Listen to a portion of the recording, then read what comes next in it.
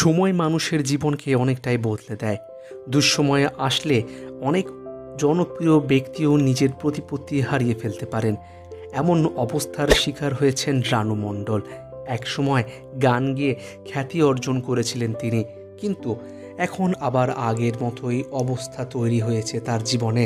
খ্যাতি অর্জন করার আগে রানাঘাট স্টেশনে লতা মঙ্গেশকরের গান গেয়ে টাকা রোজগার করতেন তিনি। হঠাৎই একদিন বদলে গিয়েছিল তার জীবন। সকল দেশবাসীর কাছে পৌঁছে গিয়েছিল তার গান। সোশ্যাল মিডিয়ার দৌলতেই খ্যাতি অর্জন করেছিলেন তিনি। এরপর বলিউডের সঙ্গীত পরিচালক হিমেশ রেশমিয়ার সঙ্গে গান গাইতেও দেখা গিয়েছিল তাকে, কিন্তু এই খ্যাতি বেশি দিন টেকেনি তার। সব যেন হয়ে গিয়েছে আগের মতো। এখন প্রচার আলো থেকে অনেক দূরে নিজের ভাঙাচোরা বাড়িতেই থাকেন তিনি। এতটাই খারাপ অবস্থা যে একদিন খাবার জুটলে পরের দিন আর খাবার জোটে না। এই জন্য হয়তো মানসিক দিক থেকেও ভেঙে পড়েছেন তিনি।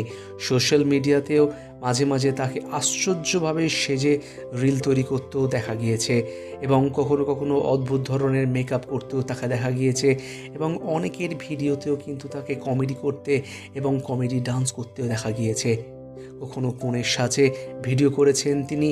তার এই ক্রিয়াকলাপ দেখে অনেকেই মনে হতেই পারে যে তিনি হয়তো মানসিক দিক থেকে ভেঙে পড়েছেন বলেই এমনটা করছেন। অনেকে ভাবছেন তিনি হয়তো অনেক টাকা রোজগার করেন, কিন্তু এমনটা নয়।